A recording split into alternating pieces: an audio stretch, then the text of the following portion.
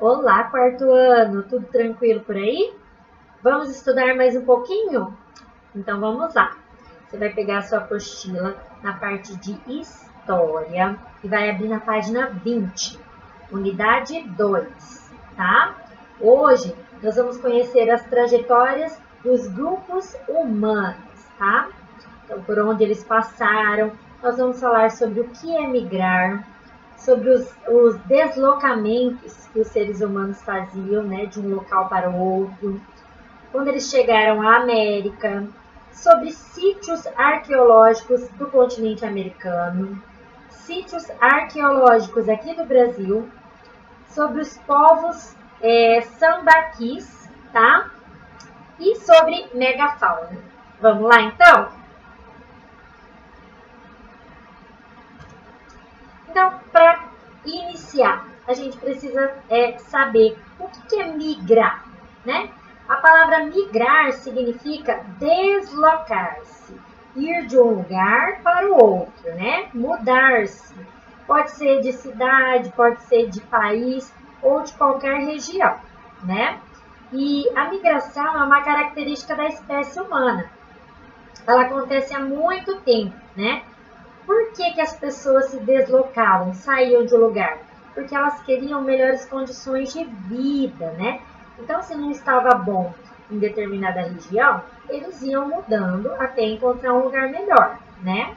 E desastres ambientais, guerra, crise econômica, né? Tudo isso contribui para as pessoas mudarem de um lugar para o outro, tá bom? Então, temos ali a imagem de umas pessoas fazendo as malas, né? E os grandes deslocamentos? Então, segundo alguns estudos científicos, os seres humanos, eles teriam a origem dos seres humanos teria sido lá na África, né? Os Homo sapiens, que são de quem nós somos descendentes, começaram a surgir na África entre 60 e 100 mil anos atrás, né? Então faz bastante tempo. E o que fez eles mudarem? O clima da região, porque lá era um local muito seco e frio. Então, eles não estavam resistindo àquelas temperaturas. Então, eles foram procurando locais melhores para se viver, né? E o que fez eles conseguirem mudar, né? E se instalarem por todo o planeta? Foi a capacidade de adaptação do ser humano, de criar ferramentas e utensílios, né? Ele aprendeu a criar ferramentas para caçar, né? Para fazer abrigo, né? Tudo isso. Capacidade, então, de criar abrigo, de se alimentar de diversas formas. Então, qualquer vegetação, qualquer animal era alimento para eles, né? Fez com que ele se deslocasse. Por isso que o ser humano se espalhou por todos os lados do planeta, tá? E aí, até chegar na América, como eu disse, as descobertas indicam que eles estavam na África. Então, olha lá o desenho no mapa. Eles saíram da África, possivelmente foram para a Europa, depois foram para a Ásia, tá vendo? Para o Alasca e depois chegaram à América do Norte. Daí vieram para a América do Sul, onde nós estamos, tá? Esse foi um dos caminhos que os historiadores acreditam que aconteceu.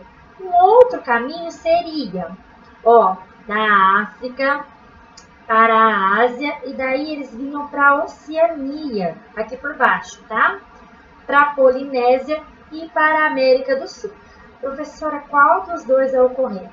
São hipóteses, tá, pessoal? Então, de acordo com os estudos, são essas as possíveis hipóteses da chegada do ser humano aqui na América do Sul, tá bom?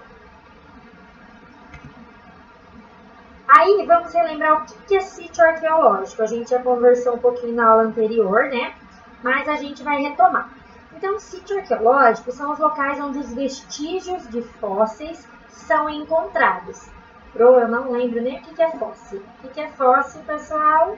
São os restos mortais, né, de seres que eram nossos antepassados mesmo, como ossos, dentes, né?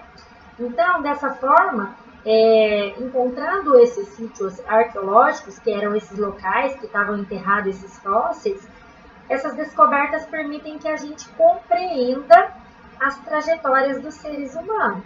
Então, da onde eles surgiram, para onde eles foram depois, né? Então, os primeiros sítios arqueológicos, olha lá então, o Clovis é o nome de um sítio arqueológico, localizado nos Estados Unidos.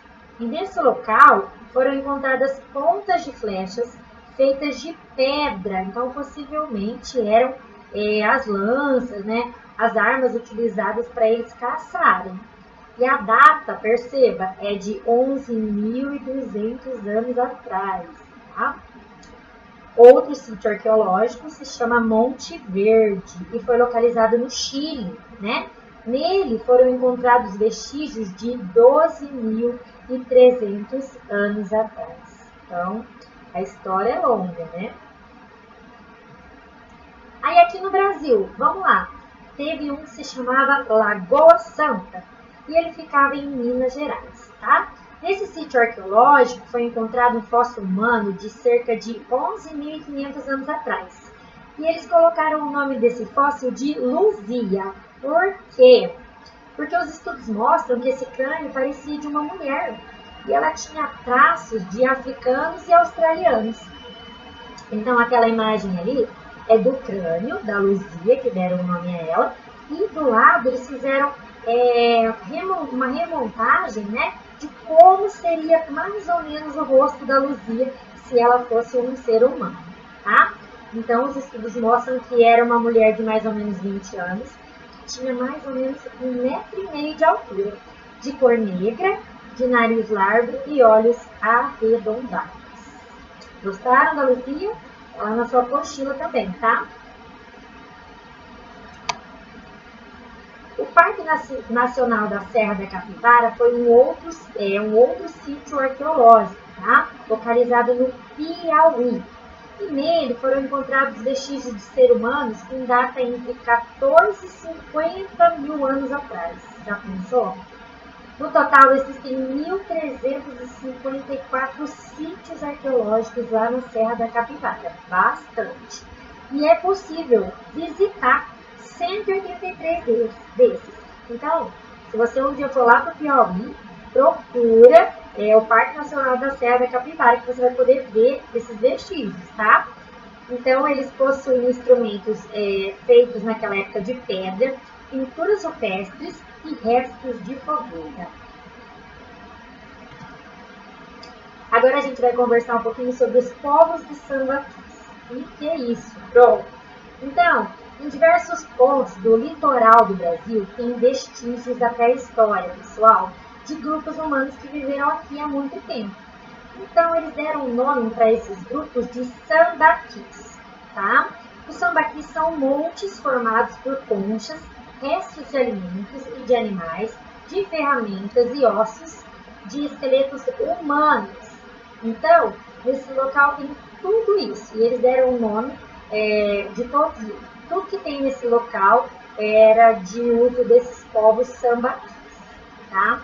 Essas descobertas revelam que essas pessoas viveram aqui há 1.500, entre 9, e 1.500 anos atrás, tá? E por ser perto do litoral, eles encontraram também anzóis, lanças, né? Que possivelmente eles usavam para quê?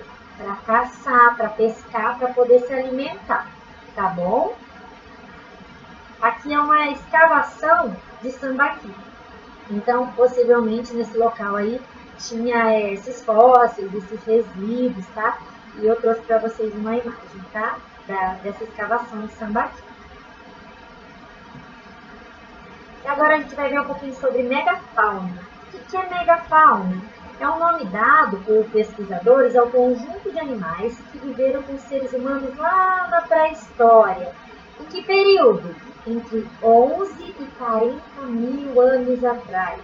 Esse período foi chamado de Pleistoceno, tá? Então, os cientistas, eles sabem que existiram esses animais e que eles foram extintos, eles desapareceram. Como? como? Tudo indica que foi um evento em massa. Eles não sabem ao certo o tipo de evento. Mas aconteceu uma coisa no planeta que destruiu toda a megafauna, tá? Na América do Sul, aqui, são vários exemplos de animais da megafauna. Vamos ver, ó. Os mastodontes, que eram os antepassados dos elefantes.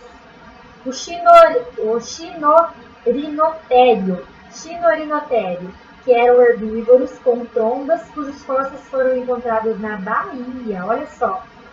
As preguiças gigantes, que chegavam a ter 8 metros de altura e pesavam 5 toneladas.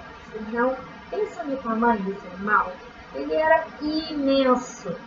E os gliptodontes, que eram parentes dos tatus. Então, olha lá, eu trouxe algumas imagens para vocês. Olha a dimensão desses animais. Eles eram gigantes, tá? Então, os estudos mostram que mudanças climáticas e a chegada do ser humano também contribuiu para o desaparecimento desses animais. Agora, eu trouxe para vocês a hora da leitura, que está lá na apostila de história de vocês, na página 33. Eu vou fazer a leitura com vocês desse texto. Vamos lá? Então, o texto a seguir apresenta informações sobre as principais características da preguiça gigante, que era um dos animais extintos da megafauna. Então, como é a anatomia de uma preguiça gigante? Ela tinha o tamanho de um elefante e não vivia pendurada em árvores, e sim andava no chão. A espécie Megatherium americanum, cujo nome significa grande besta da América, foi um dos maiores mamíferos terrestres que já existiram e também a maior preguiça gigante, um tipo de animal que não existe mais, tá? Ela é parente próxima das preguiças e dos tamanduás atuais, tendo aparecido no começo do período Mioceno, que aconteceu há 17 milhões de anos atrás, e desaparecida no final do Pleistoceno, foi o que eu disse. Devido ao seu tamanho, ela era capaz de alcançar lugares altos e nunca ficava sem comida. Entre as suas características mais marcantes está o modo de como apoiava os pés no chão, pelos lábios, algo que não ocorre com nenhuma espécie de mamífero atual. Dieta. Então, do que ela se alimentava? O Megatherium era herbívoro, então ele comia apenas vegetais, tá? E devido ao seu tamanho, alcançava com facilidade desde vegetações rasteiras, pequenas, até galhos de árvores altos, tá? Então, dessa forma, ele nunca tinha escassez de comida. E provavelmente por causa disso, a espécie conseguiu se espalhar na América do Sul, para o norte, no Pleioceno. Não há confirmação, mas estudiosos sugerem que o animal possa ter tido uma língua longa e preensiva, como um tamanduá. Então pense, que animal diferente era esse, ó. Anatomia significa a forma, a aparência deles. E preensivo, capaz de prender, de segurar. Beleza? Então, pensa nessa preguiça gigante. Não tem nada que a gente veja hoje em dia que se parece com ela, né? Aí nós vamos responder juntos a questão 1 e 2. De acordo com o texto, como era a alimentação do bicho preguiça gigante e por que ele tinha facilidade para conseguir comida? Então, como nós vimos, esse bicho preguiça gigante, ele era herbívoro, né? Só se alimentava de vegetais. E ele conseguia alcançar lugares altos por conta do quê? Do seu tamanho. E por isso, nunca ficava sem comida. Qual que é o nome dele? Megatherium americanum. Então, você pode dar pausa nesse vídeo agora e preencher a sua apostila na página 33. Tá bem? Vou explicar para vocês a atividade da página 34. Vocês vão fazer um folder, tá? Então, Vou explicar para vocês como que vai ser. Ó. Vimos que as pistas importantes sobre a chegada dos primeiros grupos humanos à América podem ser encontradas em sítios arqueológicos, inclusive no Brasil. Tá? Então, muitos desses sítios estão abertos à visitação, como eu te disse. Se você for lá no Piauí, pode encontrar e visitar. Turistas e estudantes como você podem se organizar passeios para conhecer esses locais e ver de perto algumas das suas riquezas, como as pinturas rupestres. Então lá tem bastante pintura datadas daquele período, tá? Período da pré-história. Então o que vocês vão fazer? Ó? Que tal agora produzir um material de conscientização para os turistas que pretendem visitar sítios arqueológicos? O material será uma forma de folder. Então, o que é folder, Pro? Sabe aquele panfletinho que você recebe quando você tem uma promoção, quando você vai num parque nacional, e lá traz informações sobre aquele local? É isso que você vai fazer. De que forma? Numa folha normal, tá? Que você tem aí na sua casa, você vai fazer esse folder. Ó, tem ali o passo a passo. Escolha um dos sítios arqueológicos mostrados nas fotografias dessa página, né? Pode ser, você vai escolher o da Serra da Capivara, da Lagoa da Velha ou da Pedra do Ingá, que tem as imagens na página 34. E você vai olhar na internet, vai fazer uma pesquisa rápida sobre esse local. Por quê? Porque na apostila tem só a imagem. E aí você vai se aprofundar um pouquinho nesse assunto. Você vai usar um papel sulfite, você vai dobrar no meio, como se fosse um livretinho mesmo, tá? E esse vai ser o seu folder. Nele você vai colocar desenho, vai fazer aspecto do sítio, como que é, né? E num textinho, você vai colocar para os turistas como que faz para visitar ele. Professor, mas eu não sei direito. Algumas coisas você vai poder fazer da sua maneira, tá? Mas você vai pegar informações verídicas e vai dar uma acrescentada do seu jeito, tá? Você pode colocar avisos sobre os cuidados que os turistas precisam ter para visitar. Que cuidados? Não estragar os materiais, porque eles contam a nossa história, né? Não causar danos, né, nas pinturas. E depois você vai compartilhar esse folder comigo, tá? De que forma? Ó, depois de produzir o folder, organize uma exposição. Como a gente está em um período que não dá para a gente fazer exposição, você vai fazer o seguinte: você vai tirar uma foto sua, ou vai fazer um videozinho, tira uma foto, manda um vídeo e me conta como que foi produzir esse folder, e manda para mim como que ficou, o que você aprendeu com isso, que eu tô ansiosa para saber como que vai ficar essa atividade de vocês, tá bom? Qualquer dúvida me procurem, tá? E eu estou à disposição para tirar dúvidas para vocês com relação a essa atividade ou com os outros conteúdos que eu já expliquei hoje. Beleza, pessoal? Então, façam tudo certinho, acompanhem todas as aulas, se organizem para que vocês não percam nada, né? Façam uma rotina de estudos para você acompanhar todo dia as aulas e não ficar atrasado. Beleza? Um beijo, pessoal. Até a próxima aula. Tchau, tchau.